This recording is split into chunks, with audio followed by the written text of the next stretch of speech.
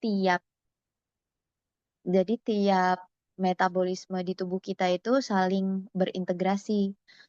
Hasil dari metabolisme lipid nanti bakal masuk ke proses metabolisme karbohidrat yang siklus Krebs tadi.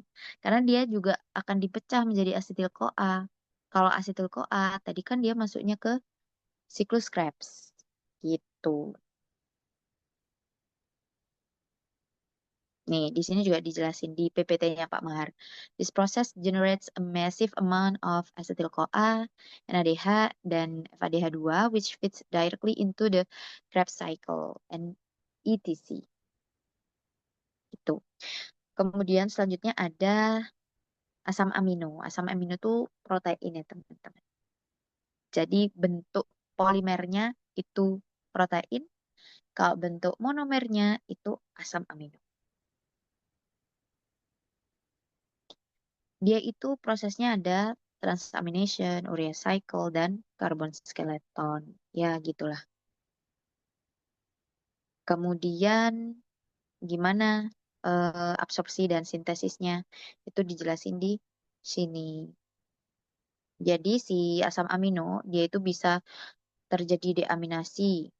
Deaminasi itu hancurnya protein lah. Dia menjadi alfa keto acid, ada NH3 atau urea, kemudian juga bisa terjadi dekarboksilasi, membentuk amino dan CO2. Dia juga bisa terbentuk metabolic transformation, bisa terbentuk purin pirimidin tadi. Kemudian kalau yang ini tuh cenderung ke gimana kita mendapat asam amino itu ya. Bisa dari makanan, bisa sintesis amino asid dari tubuh kita sendiri gitu.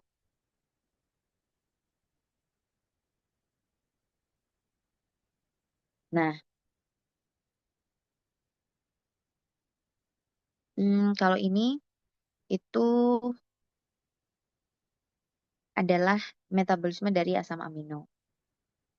Jadi asam amino itu bisa masuk ke berbagai jalur metabolisme. Misalnya menjadi asam pirufat. Tadi mana ya asam pirufat tadi. Nah, ini kan namanya asam amino ya.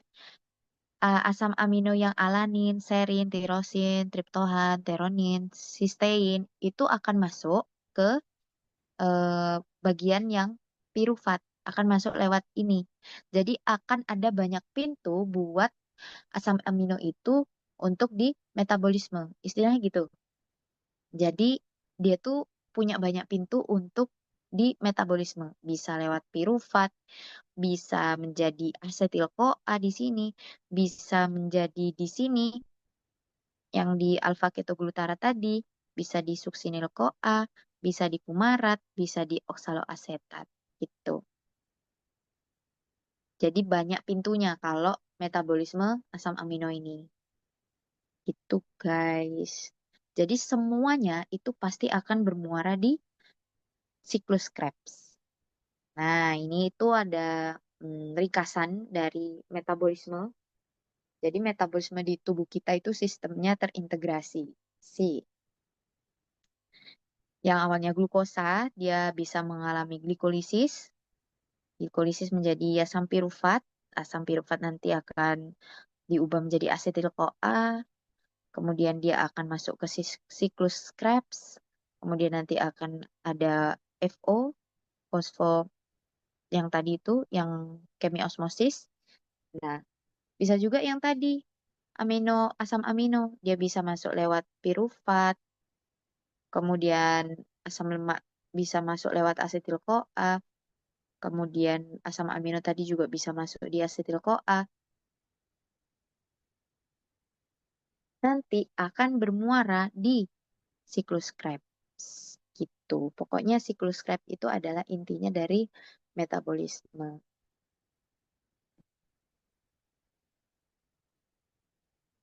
Ini produksi ATP dari laktat.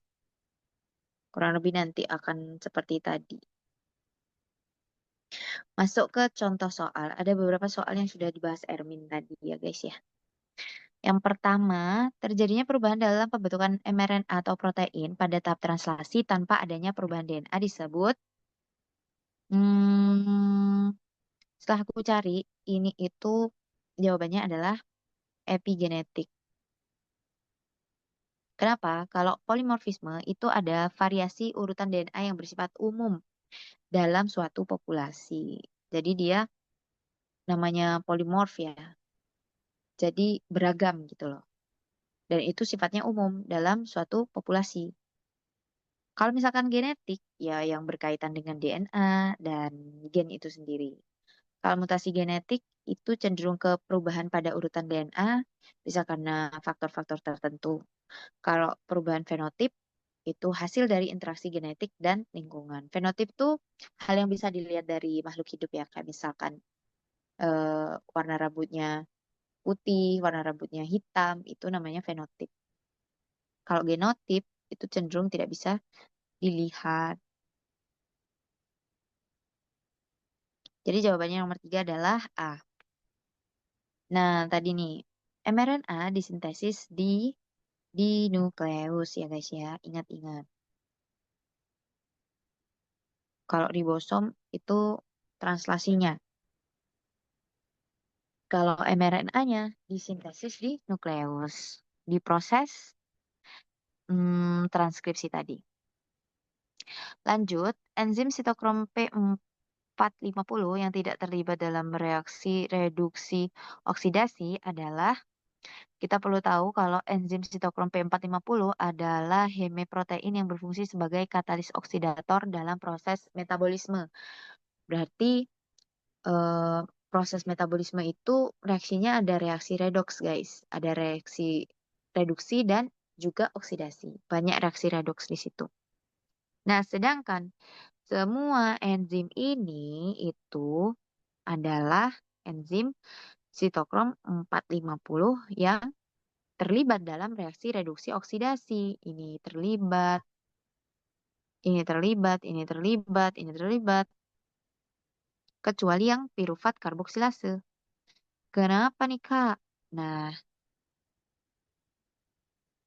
piruvat karboksilase itu adalah enzim yang mengkatalisis reaksi karboksilasi, penambahan gugus karboksil, bukan reaksi redoks. Seperti itu. Maka yang tidak terlibat dalam reaksi oksidasi adalah yang piruvat karboksilase. Lanjut, pada sintesis protein berlaku aturan satu, satu kodon hanya menyandi satu asam amino. Benar ya tadi. Ada kodon itu loh. Yang AUG. Nah itu kan kodon. Dia hanya menyandi satu asam amino. Benar. Bersifat tidak ambigu atau unambiguous. Pernyataan kedua. Ini pernyataan satu benar ya. Satu kodon spesifik, satu kodon hanya memiliki satu tRNA. Pernyataan dua salah. Satu kodon spesifik akan berpasangan dengan antikodon spesifik pada satu jenis tRNA. Namun, satu asam amino itu dapat diikat oleh beberapa jenis tRNA yang berbeda jika asam amino tersebut memiliki lebih dari satu kodon. Jadi yang kedua itu salah. Lanjut yang ketiga, satu asam amino bisa disandi oleh beberapa kodon. Iya, bener banget. Karena dia namanya degenerasi kode genetik. Jadi satu asam amino itu bisa banget disandi oleh beberapa kodon yang berbeda. Kemudian pernyataan yang keempat, kodon adalah urutan tiga nukleotida yang terdapat pada molekul mRNA, bukan DNA, yang berfungsi untuk menyandi asam amino tertentu. Ini yang benar ya. Pernyataannya tuh gini, kodon adalah tiga nukleotida pada DNA yang menjadi asam amino. Ini salah ya. Tadi kan aku udah jelasin kalau yang DNA itu ada sense dan antisense. Kalau RNA itu kodon dan antikodon. Jadi yang benar adalah satu dan tiga. Lanjut, sintesis protein akan berhenti pada saat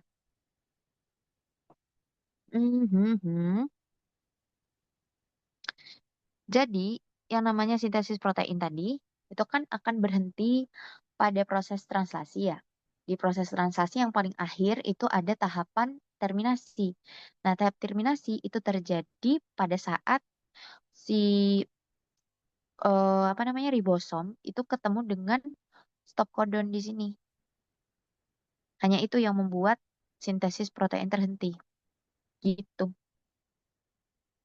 Kalau dia bertemu stop codon, maka sintesis proteinnya akan berhenti. Berarti apa yang benar di sini? Hanya nomor 4. Nomor satu salah, nomor 2 salah ya. Nomor 3 salah. Ingat-ingat konsep ini ya. Lanjut, kodon 5 aksen AAC, 3 aksen pada mRNA menyandi asam amino asparagin. tRNA yang membawa asam amino asparagin memiliki antikodon. Nah, ini perlu pembacaan kodon, guys. Jadi, kodon pada mRNA itu dibaca dalam arah 5 aksen ke 3 aksen. Antikodon pada tRNA yang membawa asam amino harus komplementer dengan kodon mRNA dan berorientasi 3 aksen ke 5 aksen. Nah, untuk kodon mRNA 5 aksen AAC 3 aksen, urutan antikodon yang komplementer itu yang mana? Karena ini di RNA ya, kodon dan antikodon. Berarti dia udah bukan AT lagi. Dia udah AU. A dengan U, G dengan C.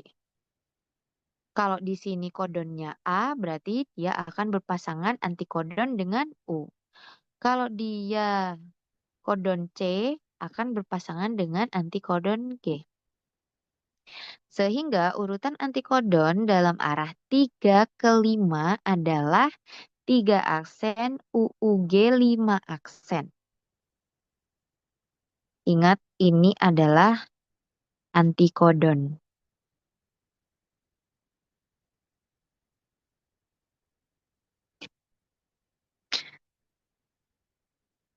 Tapi pembacaannya itu harus dari 5 ke 3, guys. Karena kan tadi udah dijelasin ya, kalau ada fragmen Okazaki. Nah, fragmen Okazaki itu, maksudnya gini. Tadi kan udah dijelasin kalau misalkan pembacaannya itu harus dari 5 ke 3. Jadi yang awalnya 3 ke 5 itu dibalik. Sesuai urutan menjadi 5 ke 3. Yang awalnya 3 aksen UUG 5 aksen menjadi 5 aksen GUU 3 aksen. Jadi jawabannya yang E.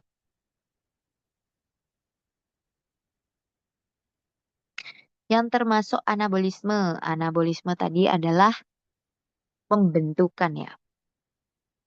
Respirasi tadi termasuk katabolisme.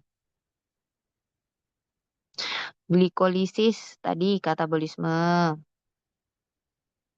Respirasi katabolisme. Lipolisis katabolisme. Yang termasuk anabolisme adalah glikogenesis. Artinya apa? Membutuhkan glikogen ya guys ya. Glikogenesis. Glikogen itu apa? Gula otot. Lanjut, salah satu stop kodon disandi dengan kodon 5 aksen UAG 3 aksen.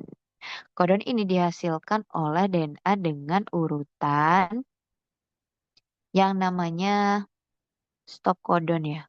Stop kodon. Stop kodon itu kan 5 aksen UAG 3 aksen. Ini kodonnya. Berarti antikodonnya adalah AUC. Berarti 3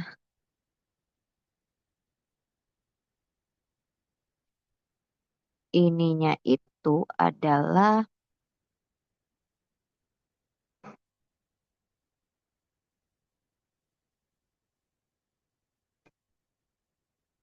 kok aku bingung.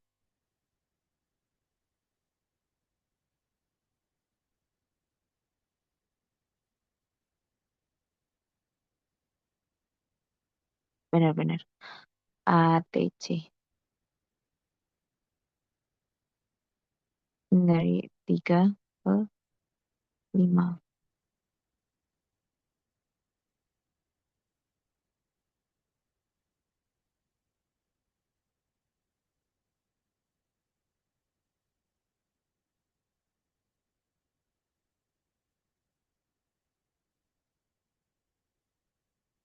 Nah, ini dia.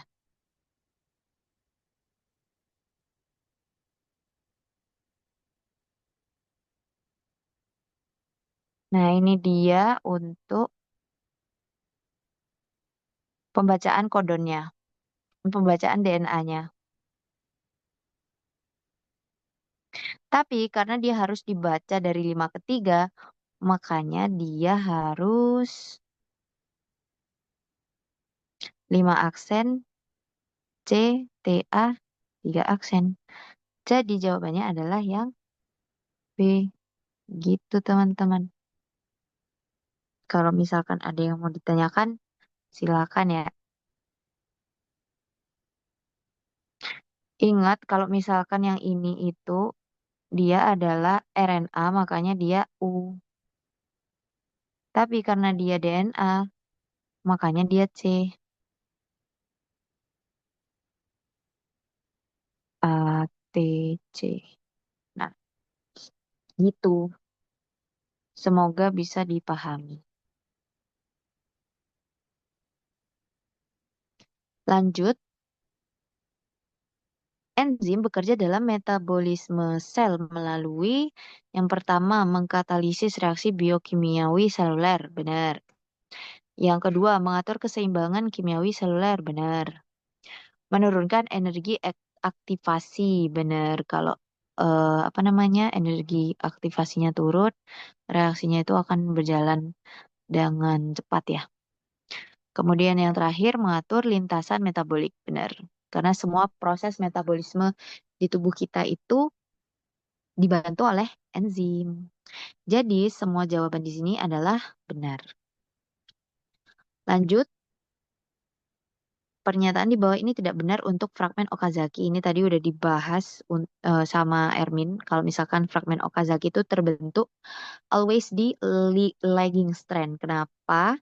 Karena lagging strand itu dia menyandi dari 3 aksen ke 5 aksen. Yang mana harusnya dia menyandi di 5 aksen ke 3 aksen. Jadi setiap potongan ini akan menghasilkan fragmen. Fragmen tersebut yang dinamakan fragmen Okazaki. Lihat pernyataannya, arah sintesis DNA berlawanan dengan arah membuka DNA. Benar. Benar ya ini. Disintesis untuk perbaikan DNA.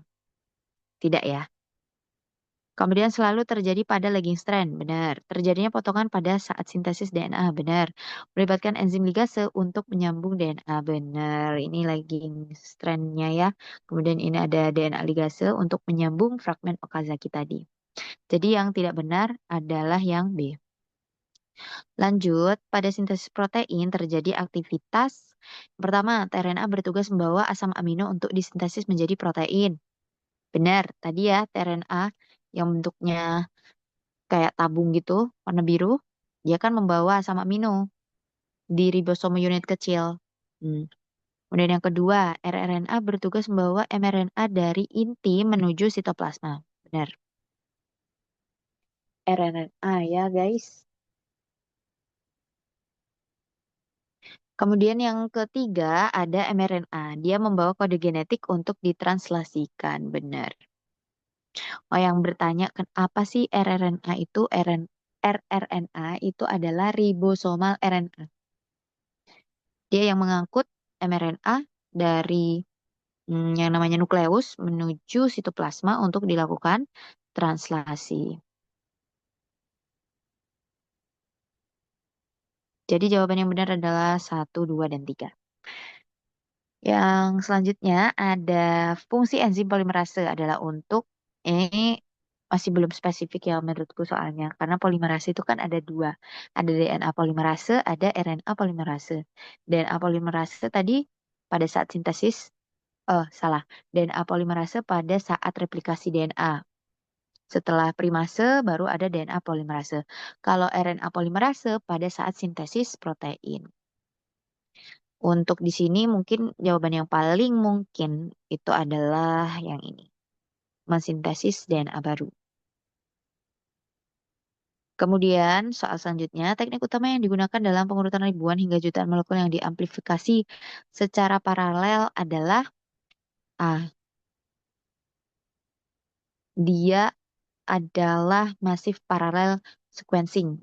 Dia memungkinkan pengurutan DNA atau RNA dalam skala besar dengan kecepatan dan efisiensi tinggi. Lanjut, pada saat sintesis protein dibutuhkan yang pertama DNA polimerase. DNA polimerase tidak dibutuhkan ya. Dia untuk replikasi. Helikase Helikase tidak dibutuhkan.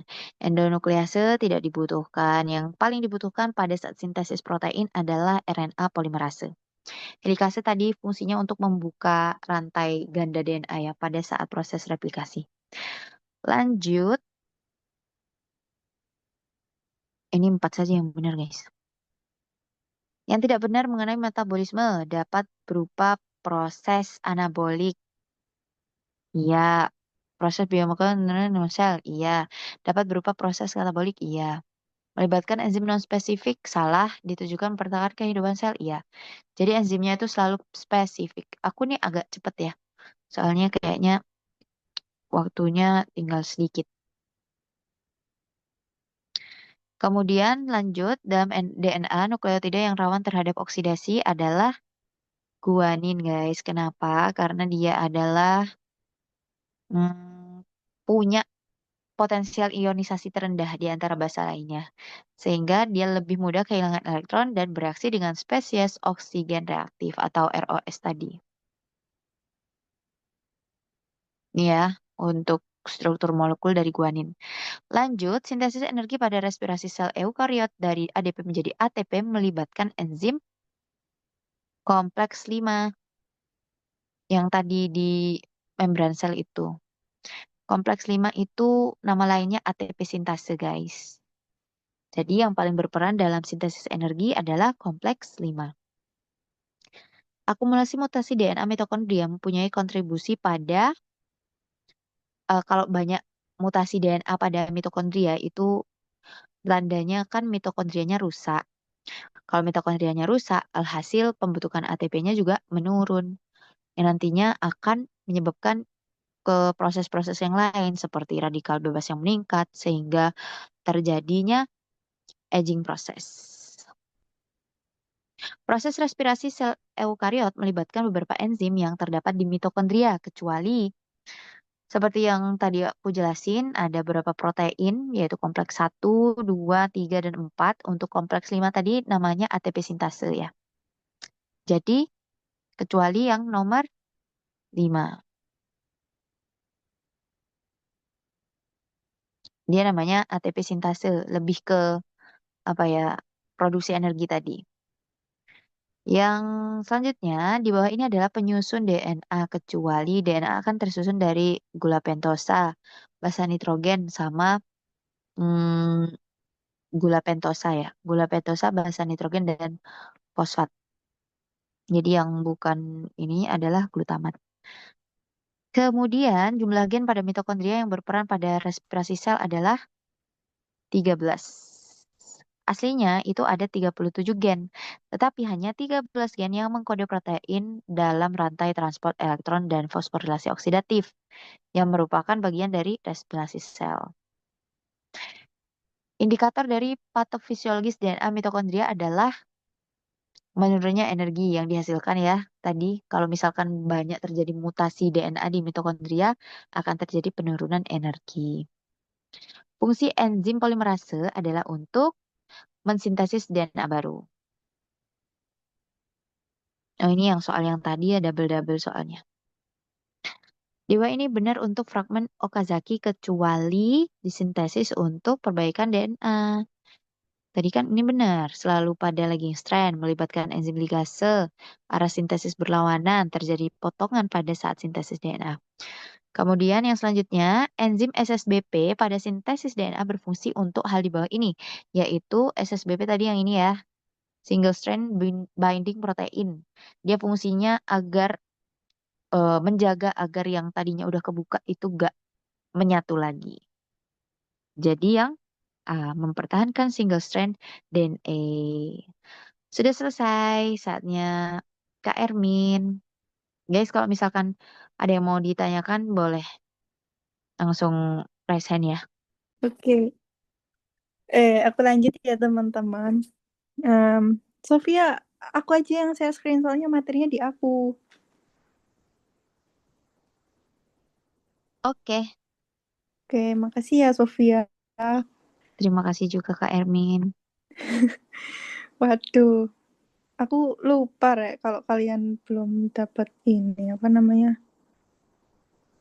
biomedik. Jadi mungkin materinya terasa apa ya berbobot lah. Tapi bertahan bentar ya teman-teman. Ini materi yang terakhir. Oke, bentar. Nah, oke, di TM 14 ini itu kan artinya TM terakhir biomol ya. Nah, ini tuh sebenarnya kayak apa ya istilahnya pengantar em, farmakologi lah. Jadi di TM 14 ini konsepnya kalau bisa kebawa sampai semester 3 ya. Supaya nanti waktu ketemu farmakologi kalian nggak bingung-bingung lagi gitu. Nah, hari ini kita itu belajar soal eh, cellular and molecular response terhadap ligan endogen maupun ligan eksogen. Nah, sebelumnya kita itu harus tahu apa sih artinya endogen sama eksogen. Kalau endogen itu berarti, maaf teman-teman, tubuh kita itu mampu menghasilkan eh, sinyal tersebut, misalnya berupa hormon, neurotransmitter. Nah, kalau yang eksogen itu berarti gampangannya didapatkan dari luar, misalnya kayak obat gitu. Oke, nah em, kita harus tahu dulu sebelum kita explore lebih dalam, kita harus tahu dulu apa sih namanya, apa sih yang dimaksud sama reseptor agonis sama reseptor antagonis. Nah, simpulannya kayak gini. Misalnya, aku punya molekul A sama molekul B. Terus habis itu aku punya suatu reseptor. Jadi aku gambarin aja, biar paham lah. Ini katakanlah reseptornya. Ini ada molekul A sama molekul B. Nah, kalau misalnya molekul A mengikat reseptor reseptornya, terus dia itu bisa mengubah konformasinya. Tadi kan kayak agak menjorok gitu kan, habis itu jadi lurus. Terus habis itu terjadi downstream sinyalnya. Nah, oh katakanlah yang A ini endogen ya. Terus molekul B yang nempel di reseptor yang sama dan dia juga dapat menggerakkan apa namanya merubah konformasi reseptornya dan B itu molekul yang didapatkan dari luar. Berarti B itu agonis terhadap A.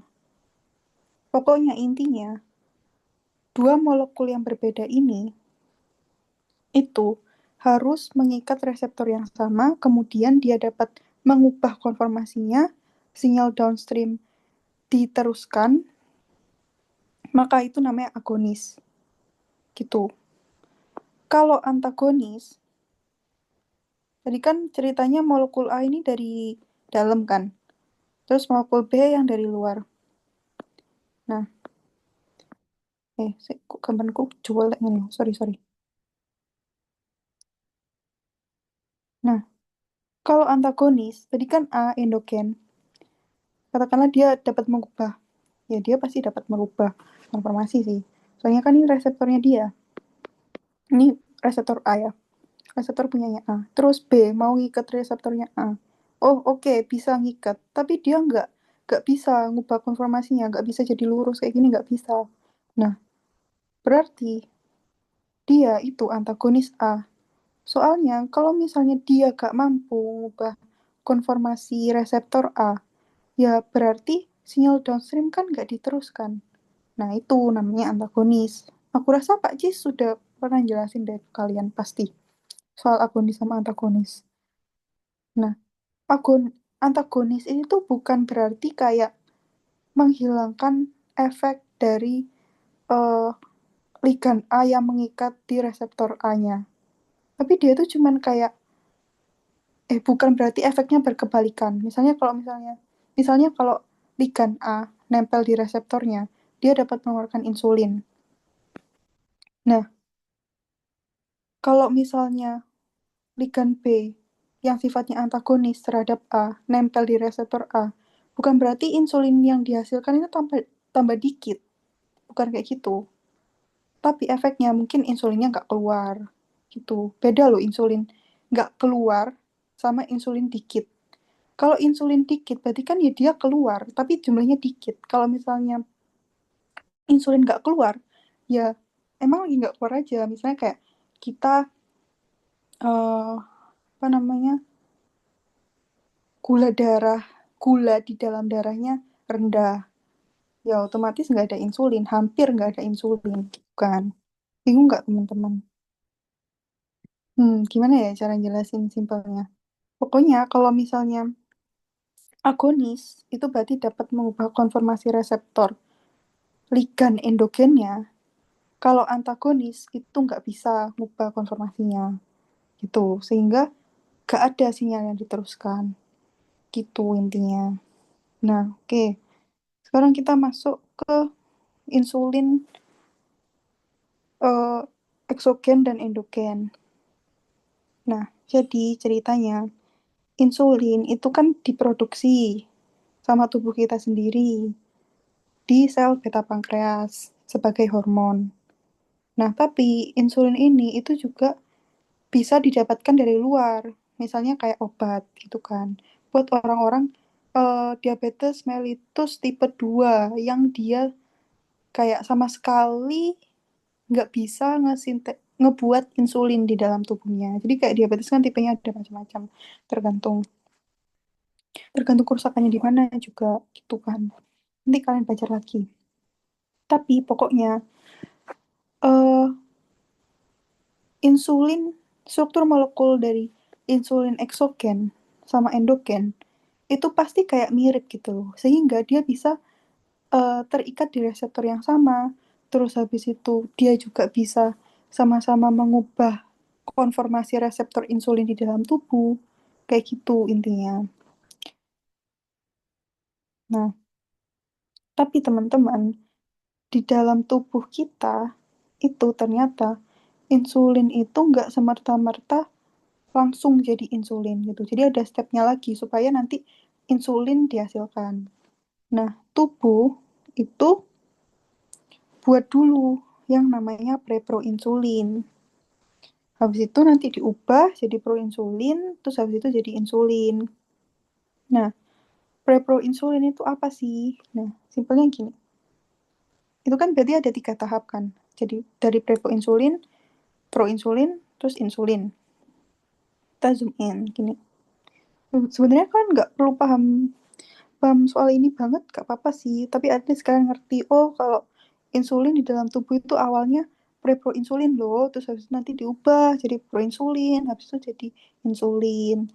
Nah, di preproinsulin itu ada yang namanya ini, aku zoom in ya, signal sequence.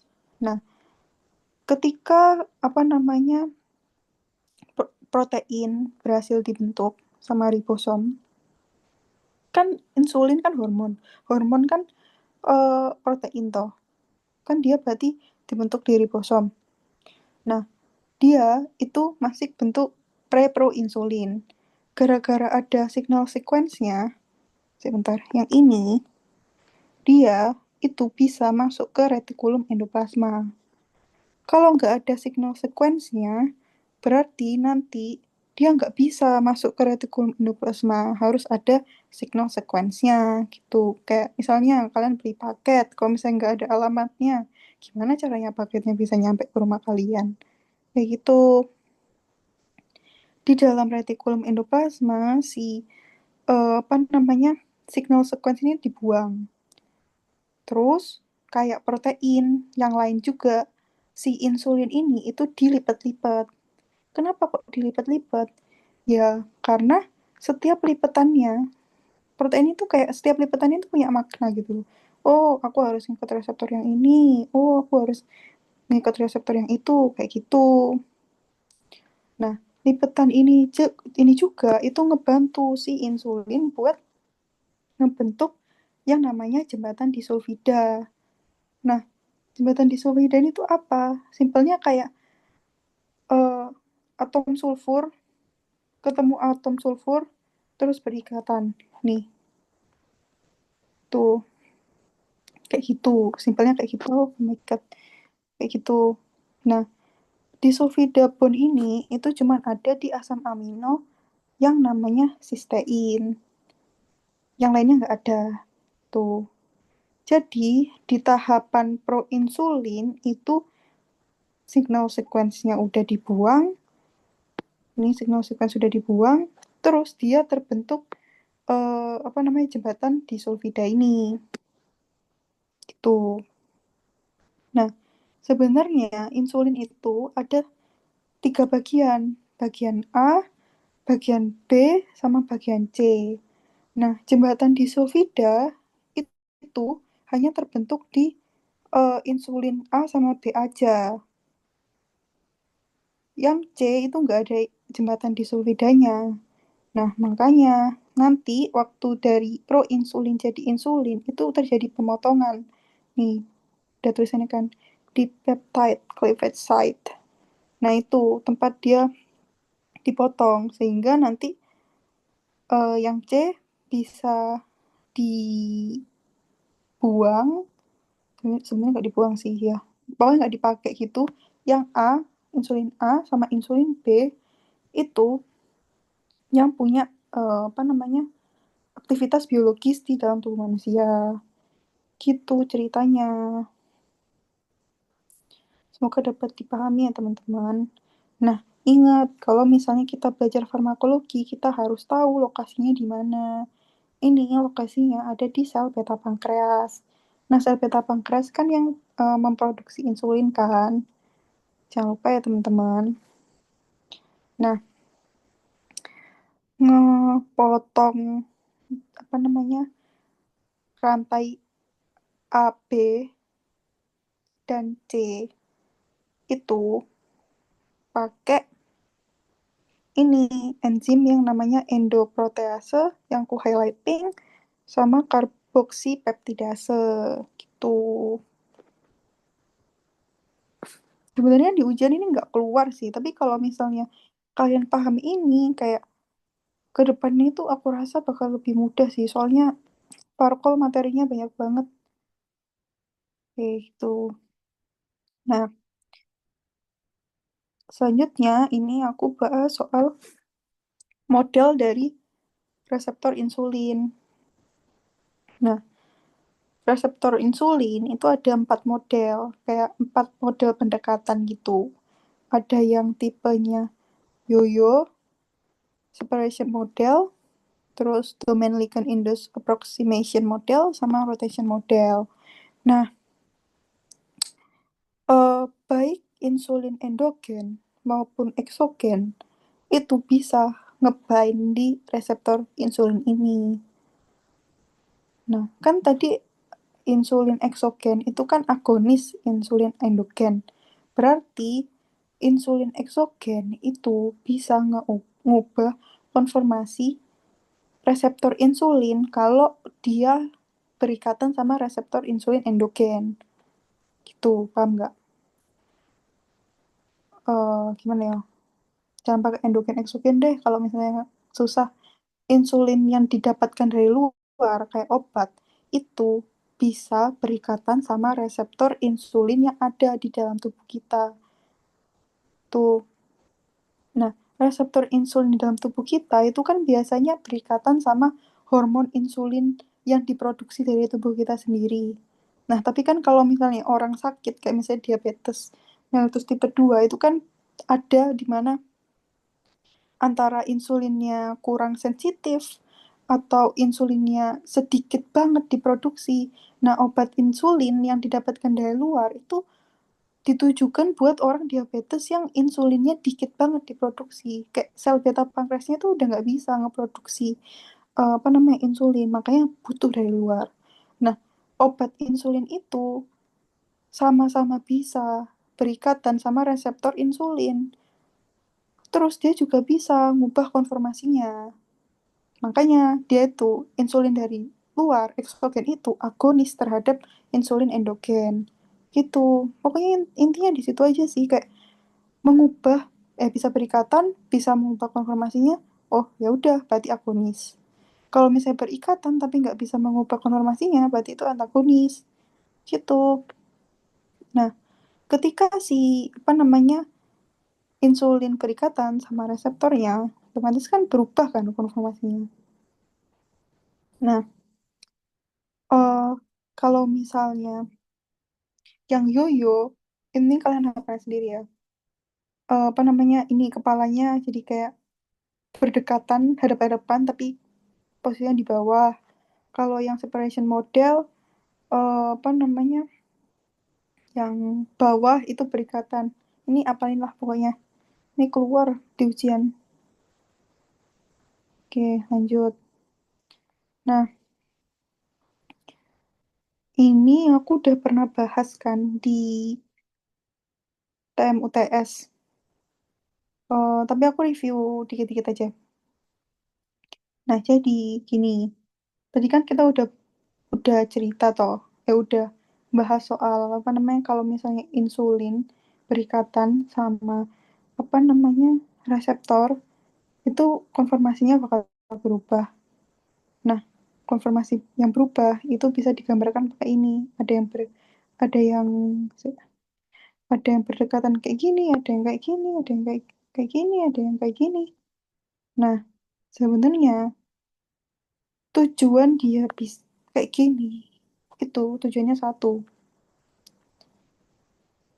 Si mereka ini bisa tuker-tukeran fosfat satu sama lain sampai ada suatu domain di sini namanya domain tirosin itu penuh.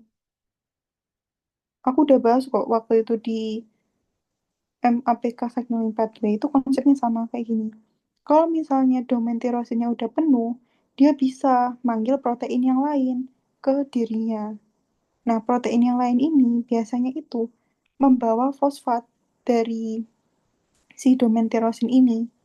Terus nanti akhirnya kayak tukeran-tukeran fosfat, terus habis itu sinyal downstreamnya diteruskan gitu. Ya kan, kalau keluarga MAPK kan isinya cuma tuker-tukeran fosfat sampai di MAPK terus dia masuk ke nukleus terus habis itu ada ya terjadi transkripsi transkripsi translasi kayak gitu-gitu kan. Nah, itu juga sebenarnya sama. Nah, balik lagi ke sini, dia udah sorry sorry, dia udah terfosforilasi keduanya. Nah, ini kalau yang kemarin MAPK itu kan pakai protein adaptor.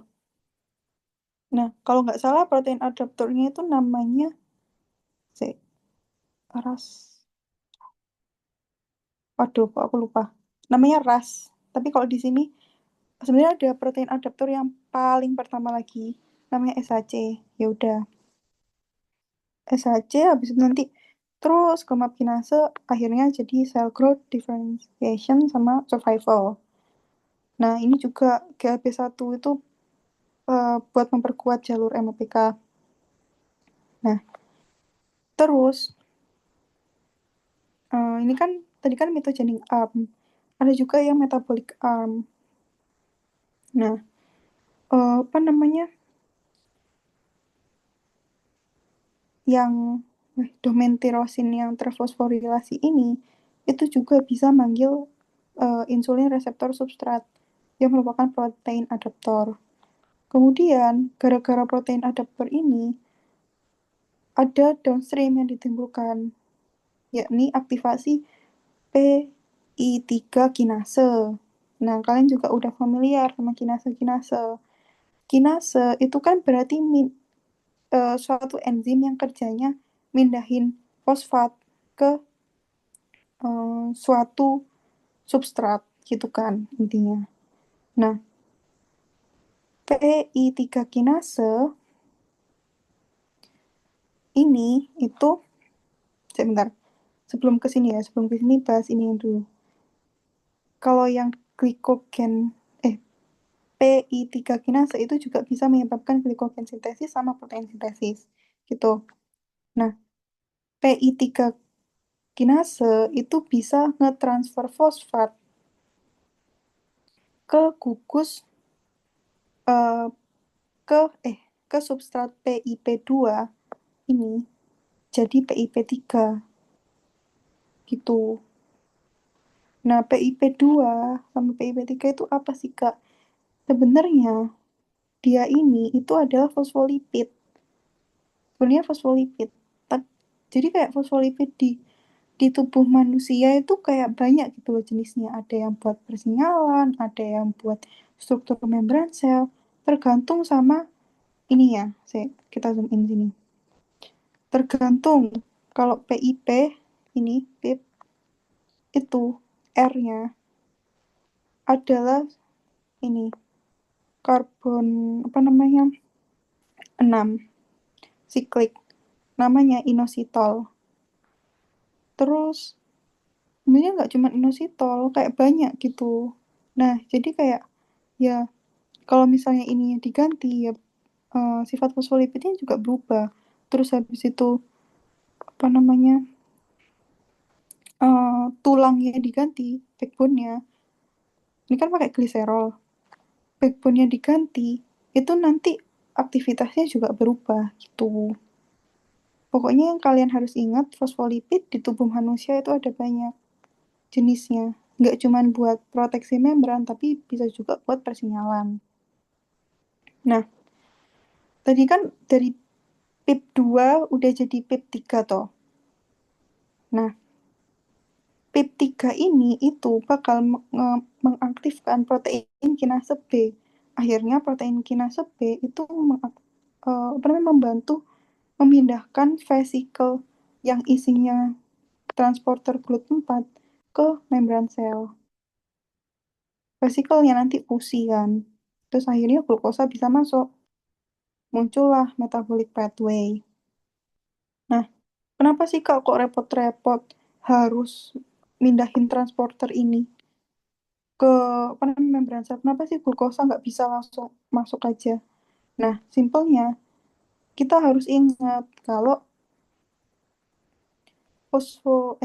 fosfolipid itu kan punya ini toh, punya punya apa namanya ekor yang sangat nonpolar.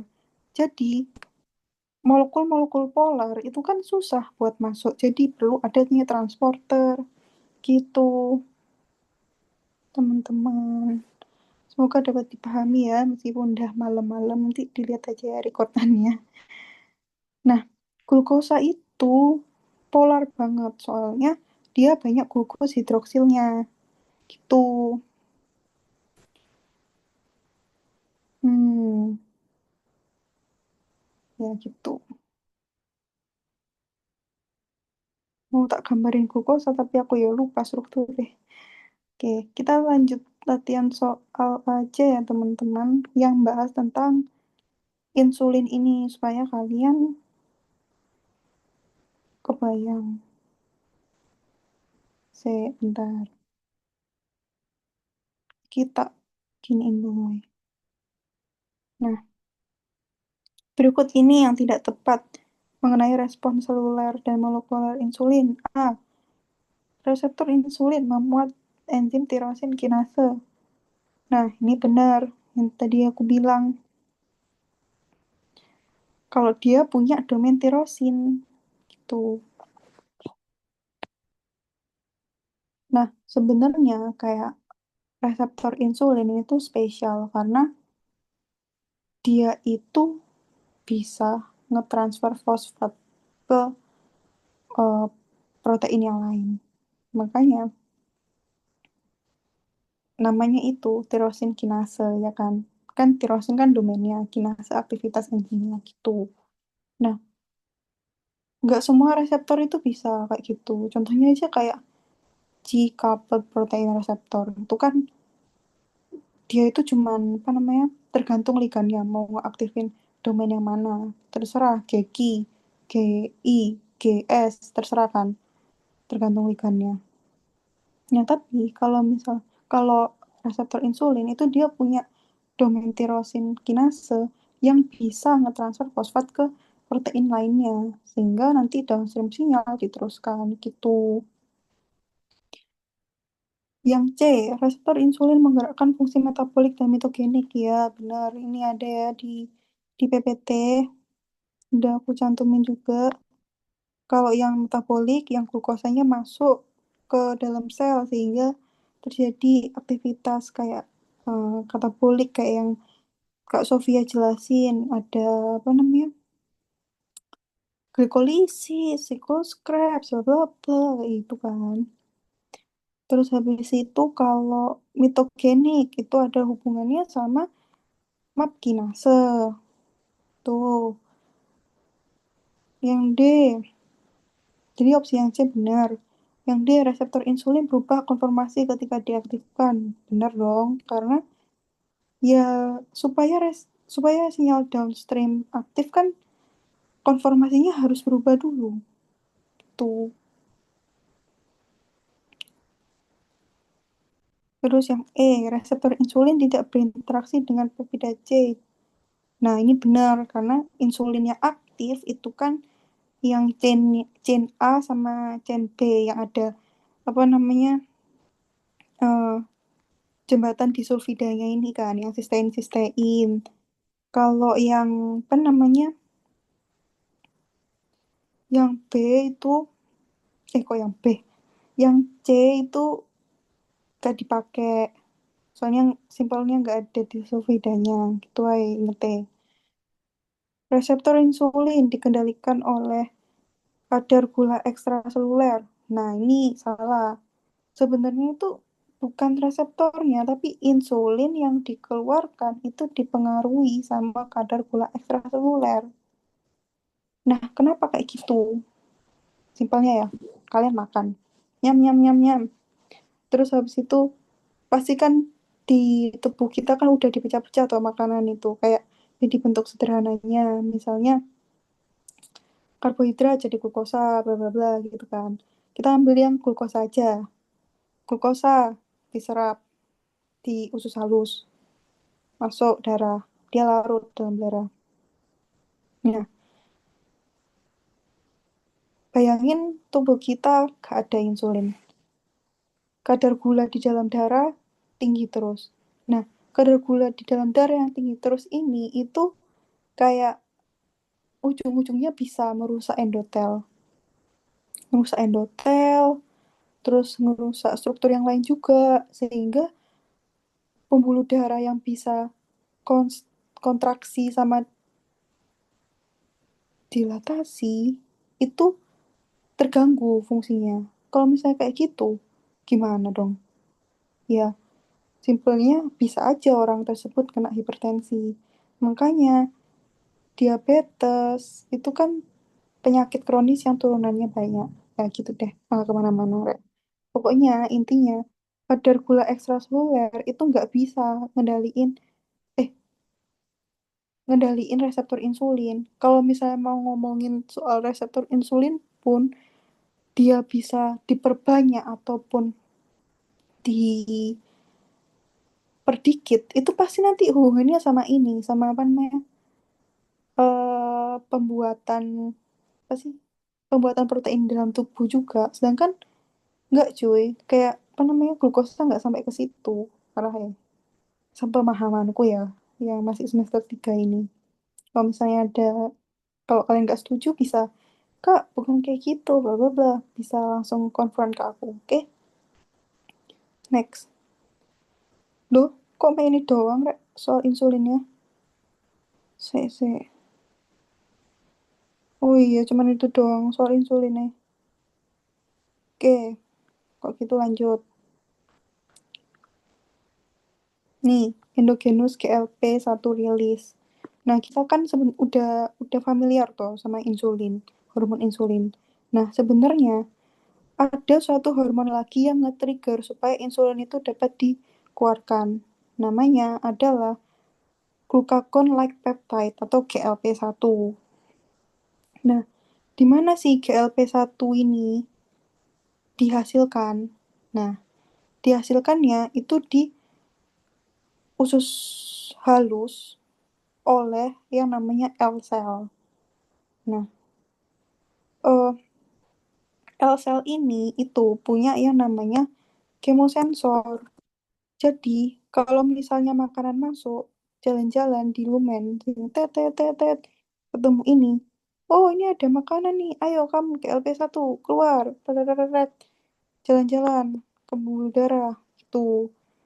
Nah, sebenarnya GLP-1 ini tuh bisa bekerja di tetangganya, bisa kerja di sistem saraf juga, bisa jadi hormon. Nah, tapi kita fokusnya hari ini di hormon aja, karena kalau misalnya aku bahas paragen sama neuronal, pasti kalian ujung-ujungnya gak paham juga, karena kalian belum dapat biomedik dan farmakologi. Itu. Oke, GLP-1 yang jalan-jalan di pembuluh darah, teret, nyampe nih akhirnya ke pankreas. Nah, di pankreas ini ternyata ada reseptor GLP-1. Bentuknya itu G, G-coupled protein receptor. Nah, ketika si GLP-1 ngebind sama reseptornya, dia ternyata ngeaktifin domain yang GS. Sehingga CAMP di dalam sel, di dalam sel itu kan tinggi. Akhirnya dia bisa ngeluarin insulin keluar, gitu. Masuk akal kan sama penjelasanku yang tadi soal makan-makan itu. Kalau saya nggak ada insulin, apa namanya, kadar gula dalam darah tinggi, menyebabkan kerusakan, bla bla bla. Makanya, ya gitu deh. Aduh, wes ngantuk. Sorry, sorry. Ya gitu. Pokoknya kayak anggapannya, apa ya, kaskade lah, kaskade. Gitu. Oke. Nah, ternyata sama kayak insulin, GLP-1 ini tuh bisa diproduksi dalam tubuh dan ada obatnya.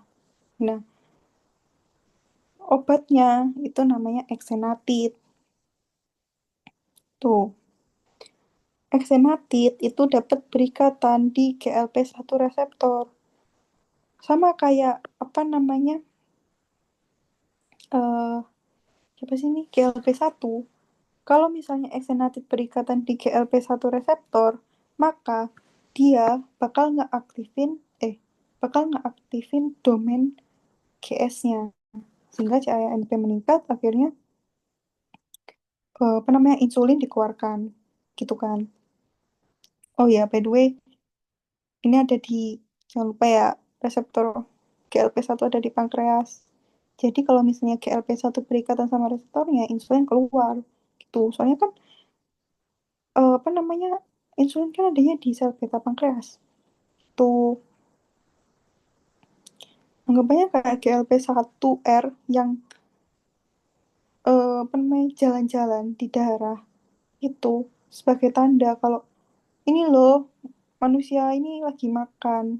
Gulanya itu harus harus segera dimasukin ke dalam sel, jangan dibiarin dulu, jangan jangan terus dibiarin ke dalam di dalam darah, jalan-jalan secara bebas, ini bisa bikin kerusakan ini. Makanya ayo keluar loh insulin, gitu loh intinya. Secara simpel seperti itu. Nah, jadi GLP-1 yang dihasilkan oleh tubuh sama exenatide itu adalah agonis karena kerjanya sama. Dia juga enggak, apa ya, exenatide itu juga enggak menghilangkan efek dari GLP-1. Tuh, ini pasti kalian udah paham lah ya. Ini apa namanya, GPCR, ada domain, ada apa namanya, 3 domain nih. Dah wis tamat iki pasti kalian pinter. Oke, kita latihan soal dulu. Kita ngeliat soalnya. Biar gak bingung nanti campur-campur. Oke, obat GLP-1 analog berikatan pada lokasi yang berbeda pada reseptor GLP-1 dibanding GLP-1 endogen. Nah, pernyataan satu ini salah. Kenapa? Soalnya yang namanya analog itu harusnya mirip sama obat GLP-1 kan analog sama GLP-1 yang dari dalam tubuh yang endogen. Berarti kan harusnya kan strukturnya mirip. Kalau misalnya strukturnya mirip, itu dia pasti berikatannya apa namanya di reseptor yang sama gitu. Nah sebenarnya kayak gimana sih cara tahu apa namanya agonis atau enggak antagonis dari suatu komponen gitu ya. Ya kamu lihat dulu struktur kimianya. Mirip atau enggak? Kalau misalnya mirip atau enggak ataupun sama, oh ya udah berarti eh 90% lah dia bakal mengikat di reseptor yang sama. Kalau misalnya beda ya enggak. Gitu loh intinya. Semoga makin kebayang. Terus habis itu, jadi yang pernyataan satu itu salah kan? Terus yang pernyataan ke GLP-1 analog merupakan obat hormon dengan struktur rantai asam amino yang mirip dengan GLP-1 endogen. Nah, itu benar. Udah tahu ya alasannya tadi juga udah jelasin.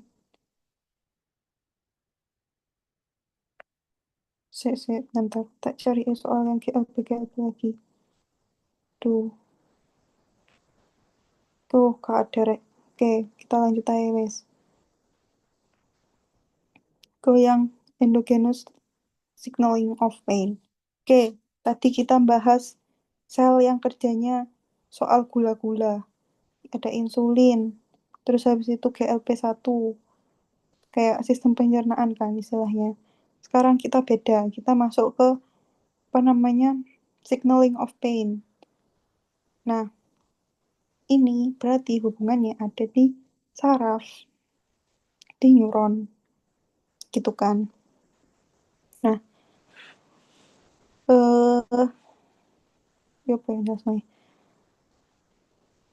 Sebelum kita lebih detail lagi, kita harus tahu kalau misalnya satu neuron itu kalau katanya Pak Mahar ya, kalau katanya Pak Mahar di farmakologi itu pasti menghasilkan satu neurotransmitter yang spesifik.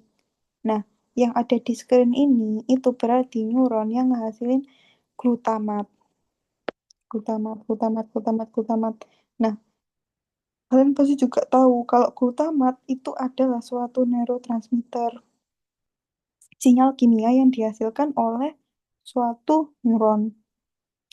Nah, apakah suatu neuron cuma menghasilkan satu neurotransmitter? Sebenarnya enggak, tapi dia pasti punya neurotransmitter yang utama. Tuh, intinya kayak gitu. Loh, terus neurotransmitter dibuat dari mana, Kak? Ya, dibuatnya itu bukan di presinaps ini, tapi kayak ke sana lagi, ke kalau nggak salah namanya di badan badan soma. Iya, pokoknya di struktur yang sananya lagi, bukan di ujung-ujung gitu. Terus dia dipindahin pakai vesikel ke sini nanti itu. Ceritanya kayak gitu, tapi kalian belum dapat, jadi gak apa-apa. Kita batasi skupnya di sini. Nah, ini kan fokusnya di signaling of pain, di sinyal rasa sakit. Jadi aku batasin aja skupku di sinyal rasa sakit. Kita batasin skup kita ya. Nah, jadi kalau misalnya mau ngeluarin glutamat-glutamat ini ke posinaps, itu berarti muatannya di sini, muatan di neuronnya itu harus positif. Gimana caranya kita dapetin muatannya yang positif? Ya otomatis harus ada sinyalnya dulu yang merambat di antara akson-aksonnya, gitu kan. Ya masa kalian gak ada apa-apa kesakitan. Ya pasti kalau kayak gitu berarti kelainan kan. Tuh, apa namanya secara simpel kayak gitu. Kalau misalnya ini nggak positif, apa yang terjadi? Misalnya katakanlah negatif. Ya, simpelnya glutamat nggak bakal dikeluarin. Gitu. Intinya kayak gitu. Nah, kita fokus di kalau misalnya muatannya positif dulu ya. Oke, ini katakanlah muatannya positif. Kalau positif berarti apa namanya? K plus, Na plus di sini banyak. Terus itu Ca2 plus yang bisa nempel ke vesikel glutamat itu juga banyak. Nah, Ca2 plus ini itu perannya buat ngeluarin neurotransmitter. Kalau misalnya Na plus, K plus, itu tuh lebih fokus buat apa ya, ngejaga membran potensial dari si sel ini. Tapi kalau Ca, Ca2 plus itu tuh fokusnya emang buat bantu si neurotransmitter keluar ataupun bantu otot buat berkontraksi. Itu nanti ada lagi gitu. Nah, kalau membran potensialnya positif, terus ada Ca2 plus yang masuk, akhirnya glutamat itu bisa berikatan sama reseptornya, keluar kan. Nih, oke, udah keluar. Nah, reseptor glutamat ini itu ada dua tipe kalau kalian nyadar. Ada yang G-coupled protein receptor, ada yang ionik. Gini kan. Nah, sebenarnya kalian nggak perlu paham sedetail ini soal yang apa reseptor-reseptor nama-nama reseptornya nggak usah dihafalin nggak apa-apa ini farmakologi ini soalnya eh pokoknya kalau misalnya glutamat berikatan sama reseptornya muatan di sini itu juga ikut positif. Kenapa? Karena Ca2 plus itu masuk gara-gara ada glutamat yang nempel. Nah, gara-gara muatannya positif ini otomatis sinyal dapat diteruskan sampai ke otak sehingga kita merasakan rasa sakit tersebut. Nah, pokoknya intinya kalau misalnya apa namanya sinyal mau diteruskan, membran potensialnya itu harus positif dulu. Kalau misalnya nggak positif, oh ya udah nggak bisa diteruskan. Nah, cara ngatur positif sama negatifnya ya kita atur apa namanya Na plus yang masuk maupun K plus yang keluar gitu. Intinya cuman kayak gitu. Oh ya, aku lupa mention. Kalau misalnya kita ngomongin rasa sakit kayak gini, apalagi ada neurotransmitter glutamat, itu pasti, nggak pasti sih, kayak pasti 90% kita ngomongin di sistem saraf pusat. Tuh, bukan perifer. Nah, terus, hmm, apa lagi ya? Oke, kalian pernah nggak sih kayak, kalian bisa habis jatuh, jatuh, besok kayak sakit kan rasanya. Tapi lama-kelamaan kalau misalnya kalian udah berdiri lagi, udah jalan lagi, kayak udah fokus sama yang lain, rasa sakit itu cenderung berkurang. Iya kan? Pasti kalian pernah ngerasa kayak gitu, apalagi waktu kecil sering jatuh. Nah, sebenarnya itu adalah kelakuan dari yang namanya neurotransmitter norepinefrin. Norepinefrin ini itu dihasilkan sama tubuh, gitu. Norepinefrin kerjanya di mana? Ya di presinaptik ini. Dia ngeiket reseptor yang namanya reseptor opioid, gitu. Kalau misalnya norepinefrin ngiket reseptor opioid ini, dia itu mengaktifkan apa namanya ini GI protein ini, sehingga apa namanya CMP berkurang, habis itu eh, kanalnya nggak bisa kebuka, di sini muatannya negatif, sehingga glutamatnya Sebenarnya muatannya nggak negatif sih, tapi kayak emang nggak bisa keluar aja glutamatnya. Karena ya eh CA2 plusnya ini nggak bisa masuk, gitulah intinya. Kalau misalnya CA2 plusnya nggak bisa masuk, glutamatnya nggak bisa dikeluarkan. Tuh. Nah, ini sebenarnya gambarnya rada dingin ya. Aku udah pernah bilang ke kalian waktu tutor UTS itu. Tapi intinya, kalau misalnya glutamat nggak bisa dikeluarkan, otomatis sinyal dari presinaps itu nggak bisa diteruskan ke otak, sehingga rasa sakit itu kan nggak bisa diteruskan. Gitu. Nah, cara kerja norepinefrin ini itu ditiru sama obat yang namanya fentanyl. Kayak gitu ceritanya. Oke, lanjut latihan soal. Aktivasi reseptor GPCR tipe GI menimbulkan konsekuensi berikut. Reseptor GPCR tersebut tidak teraktivasi karena influx kalsium menurun. Enggak, ini salah. Malah GPCR yang itu teraktivasi sehingga influx influx kalsium menurun. Itu. Terus aktivitas reseptor GPCR tersebut menurun dikarenakan influx kalsium menurun. Salah. Aktivitas reseptor seluler meningkat dikarenakan kadar CAMP menurun. Enggak. Terus habis itu aktivitas seluler meningkat dikarenakan influx kalsium meningkat. Enggak, orang tipe GI. Jadi jawabannya adalah D. Oke, lanjut. Nyeri yang dirasakan pasien dapat diredakan dengan mengaktifkan reseptor opioid pada neuron presinaps sehingga menurunkan hantaran neurotransmitter pada celah sinaps. Sebab aktivitas neuron presinaps menurun dikarenakan protein G pada reseptor opioid berjenis GI. Nah, ini benar. Terus habis itu alasannya juga benar dan ada hubungan. Tadi udah aku jelasin ya. Terus, fentanyl sama dengan morfin menghambat hantaran impuls nyeri karena mengantagonis reseptor opioid. Nah, oke. Fentanyl itu agonis reseptor opioid yang kayak aku, karena dia kan apa namanya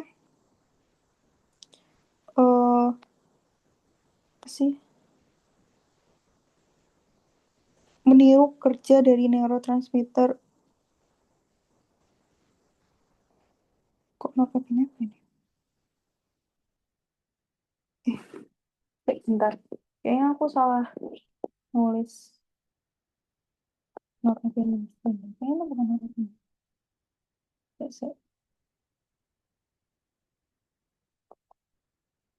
Waduh, rek, guys, kemalaman kan. Tuh kan, Sarah guys, ini bukan norepinefrin, ini adrenalin. Oh my god, kok adrenalin? Apa sih? Eh, Endorfin, ya ampun. Sorry, sorry, sorry. Oke, itu namanya endorfinnya itu endorfin. Nah, si apa namanya, fentanyl itu agonis mu opioid sama kayak morfin. Jadi bukan antagonis. Sebab fentanyl berikatan dengan reseptor opioid yang merupakan key protein coupled reseptor, ya itu benar. Jadi jawabannya pernyataan salah dan alasan benar. Terus reseptor yang berjenis G protein coupled reseptor dalam keadaan teraktifkan akan selalu menstimulasi aktivitas seluler. Nah, itu benar. Sebab G protein coupled reseptor yang teraktifkan akan selalu mengaktifasi adenilat sikase dan meningkatkan CAMP intrasel. Nah, itu salah karena tergantung domainnya juga kan antara GS, GG atau GI. Kalau misalnya GI berarti kan CAMP-nya bakal turun gitu. Nah, oke. Sekarang masuk ke bagian terakhir yakni endogenous signal of smooth muscle contraction. Nah, kita harus tahu dulu ini di mana kerjanya. Ini itu kerjanya di pembuluh darah. Nah, eh seperti yang kalian pelajari waktu SMA juga, apa namanya? Pembuluh darah itu kan ada layernya kan. Ada nih, layer tunika intima, tunika media, sama tunika eksterna. Nah, tapi otot polos itu adanya di tunika media gitu. Nah, di dalam otot polos itu ada protein yang namanya miosin. Yang namanya miosin. Nah, miosin ini itu kan nggak mungkin toh kali apa namanya selalu selalu teraktifkan. Kalau misalnya dia selalu teraktifkan kan berarti dia pembuluh darah kita kan selalu vasokonstriksi itu nggak mungkin, ya kan? Nah, berarti eh, ada sesuatu molekul yang bisa yang bisa mengaktifkan miosin tersebut, gitu kan? Paham nggak maksudku? Oke, saya bentar. Nah, miosin ini itu teraktifkan kalau misalnya ada yang ngefosforilasi dia dan kalau ada yang ngefosforilasi dia, kalau misalnya miosinnya nggak difosforilasi, berarti nanti dia nggak teraktifkan. Jadi kan ingat lagi kalau miosin teraktifkan itu kan dia vasokonstriksi. Kalau misalnya dia miosin yang nggak teraktifkan, dia berarti vasodilatasi. Sebenarnya gitu doang intinya. Nah, eh, siapa sih yang kerjaannya kita zoom in ke mekanismenya ya sekarang. Siapa sih yang ngefosforilasi si miosin ini? Nah, ternyata ada yang namanya miosin light chain kinase. Nah, seperti yang kalian tahu juga, kinase itu kan apa namanya? Kerjaannya ngetransfer fosfat tuh ke suatu substrat. Nah, karena namanya myosin light chain kinase, berarti dia bakal ngetransfer fosfat ke myosin light chain kinase. Myosin light chain, which is ya myosin itu sendiri. Nah, terus kita harus tahu dulu MLCK atau myosin light chain kinase itu kan gak harus setiap saat harus teraktivasi, ya kan? Dia hanya teraktivasi kalau misalnya apa namanya protein yang namanya kalmodulin di dalam sel itu berikatan sama ion kalsium. Nah, kalau misalnya kalau misalnya kalmodulin sama Ca2+ bisa berikatan, dia akan mengaktifasi si MLCK-nya. Kalau nggak ada kompleks ini, berarti nanti MLCK nggak bisa teraktivasi, ya kan? Sehingga nanti si MLC ini nggak bisa difosforilasi, gitu kan ceritanya. Apa sih yang terjadi kalau misalnya MLC ini terfosforilasi? Ya, ini smooth muscle-nya bakal berkontraksi, gitu.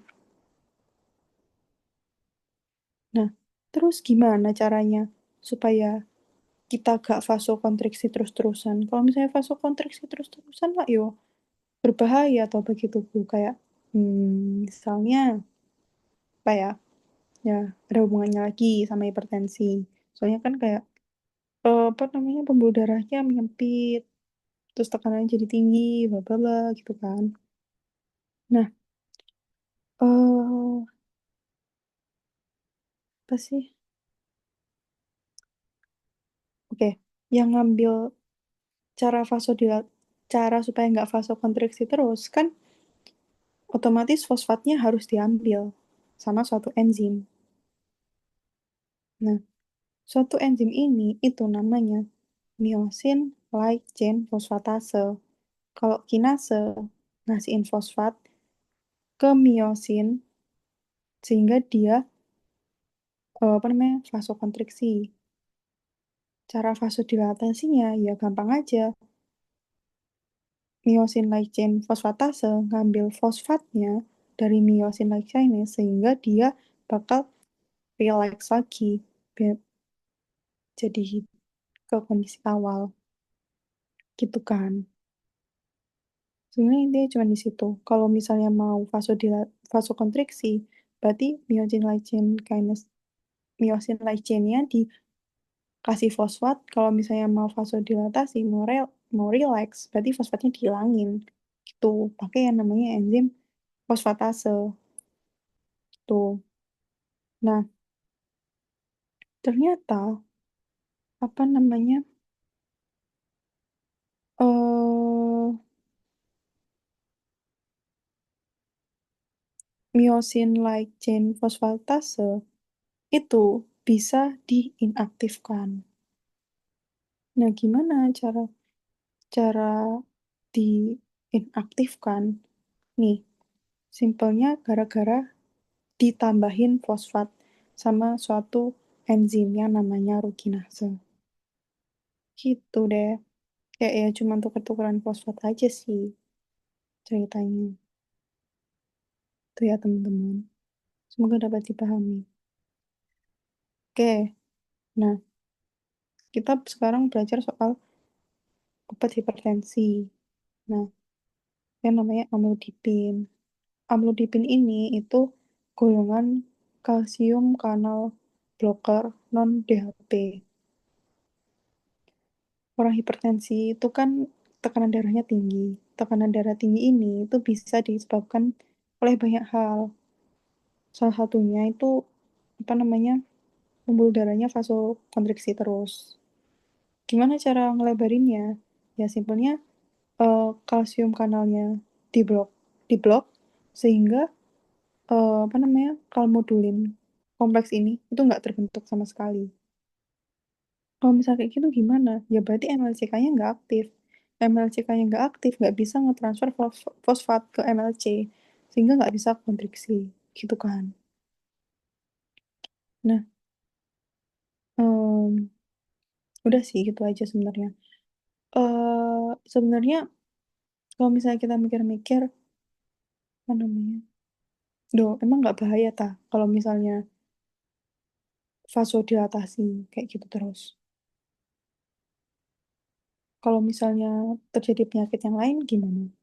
Nah, kita ingat lagi kalau kondisinya di sini seseorang ini tuh udah sakit, udah hipertensi gitu, udah tekanan darahnya tinggi. Nah, salah satu upaya supaya tekanan darahnya di rentang normal lagi, ya pembuluh darahnya dilebarin. Pembuluh darah mana yang dilebarin? Yang namanya arteriol atau arteri kecil. Nah, apakah amlodipin ini fokus di arteriol aja? Selama yang aku pelajarin, iya. Karena dia spesifik di situ katanya. Sehingga ya mungkin ada efek sampingnya. Kayak, jujur aku lupa efek sampingnya, tapi yang aku tahu, dia nggak bisa menyebabkan kayak hipotensi. Itu nggak bisa, karena yang diblok itu fokus di arteriolnya, bukan di venulnya. Ya gitu deh. Aduh malah kemana-mana. Pokoknya gitu intinya.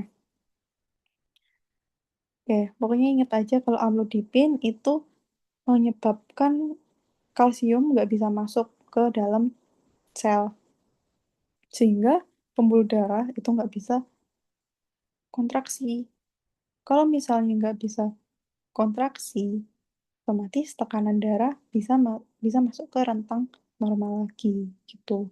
Dan dan amlodipin ini fokus kerjanya di arteriol, bukan di arteri, bukan di vena, bukan di venul gitu. Nah, kalau misalnya kalian tahu hipertensi itu lebih fokus ke arteriol, bukan vena, bukan venul, bukan arteri juga, karena arteriol ini itu diameternya itu kan paling kecil tuh, sehingga dia itu apa namanya paling paling dominan dalam menentukan tekanan yang tinggi. Nah, kalau vena kan fokusnya dari tubuh, dari organ yang lain kembali ke jantung itu kan nggak ada hubungannya sama, ya ada sih hubungannya, tapi kayak nggak signifikan gitu loh terhadap tekanan yang tinggi tadi. Tuh kan. Oke, lanjut ke soal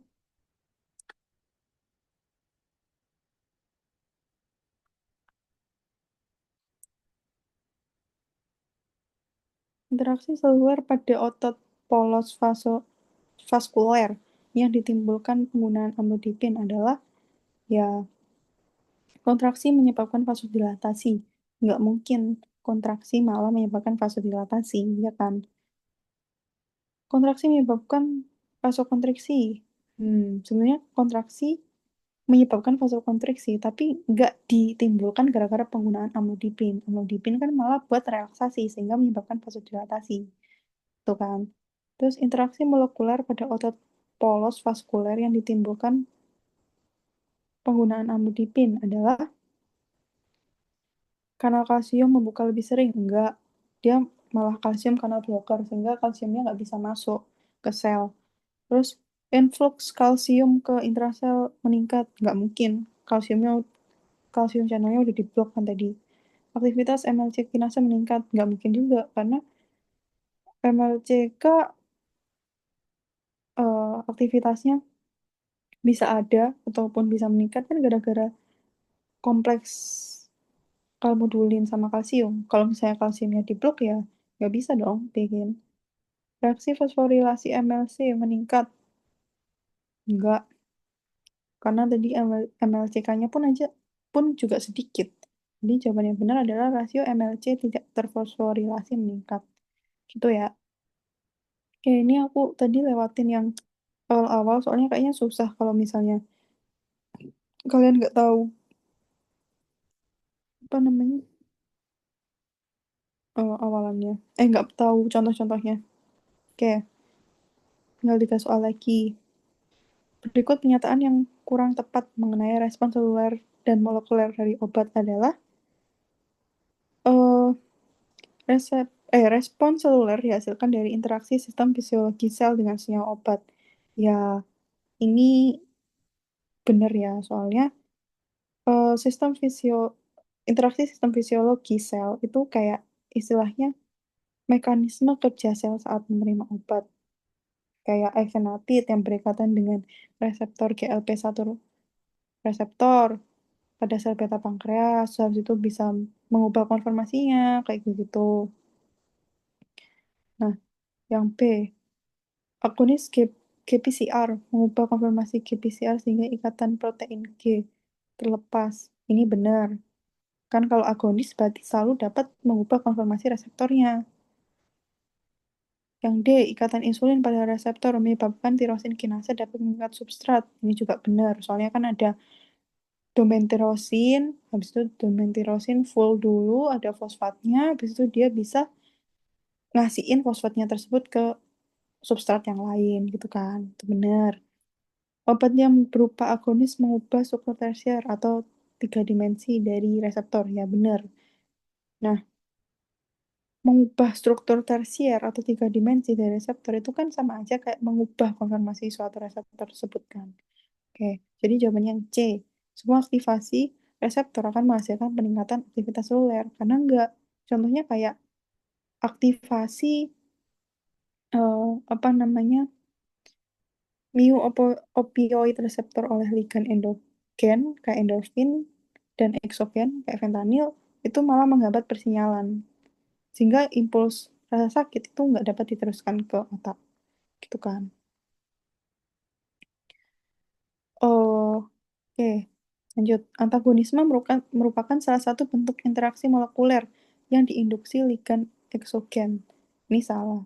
Tetapi tidak untuk ligan endogen. Salah ya. Sebab ligan eksogen yang bersifat antagonis pada reseptor tertentu dapat menghalangi ikatan ligan agonis endogen dari reseptor tersebut. Nah, ini benar. eh yang opsi satu nggak aku jelasin lagi ya, soalnya menurutku udah jelas, udah yang berdasarkan yang aku jelasin juga. Yang pernyataan dua, eh ini benar. Sebenarnya juga apa ya, tergantung afinitas dari ligannya sih, kayak mana yang menang gitu kan. Tapi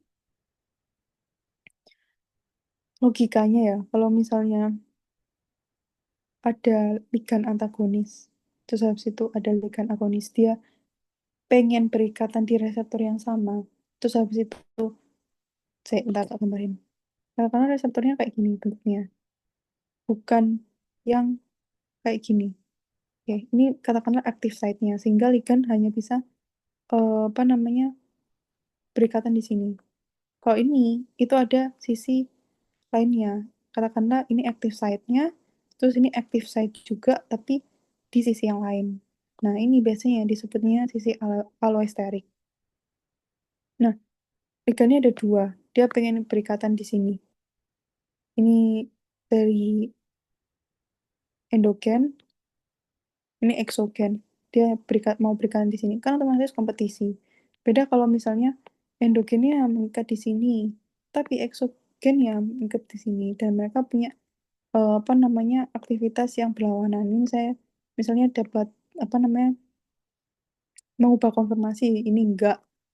Kan itu berarti enggak berkompetisi toh. Soalnya dia mengikat di sisi yang berbeda. Tuh, makanya alasannya benar. Itu ya. Agonisme.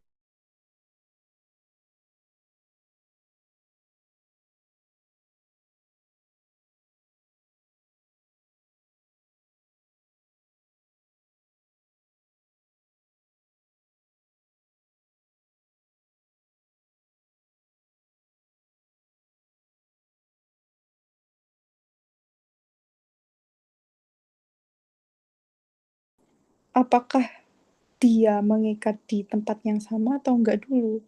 Kalau misalnya di reseptor yang sama, tapi enggak bisa salah satunya yang eksogen misalnya itu nggak bisa ngubah konformasinya gitu kan.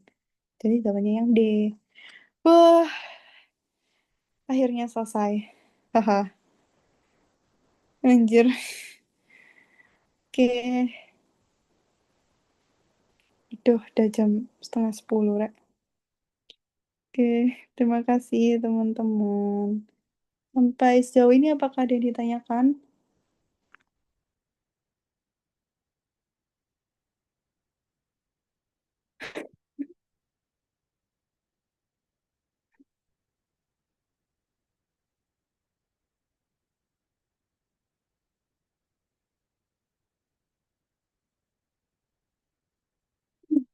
Edwardus stretching.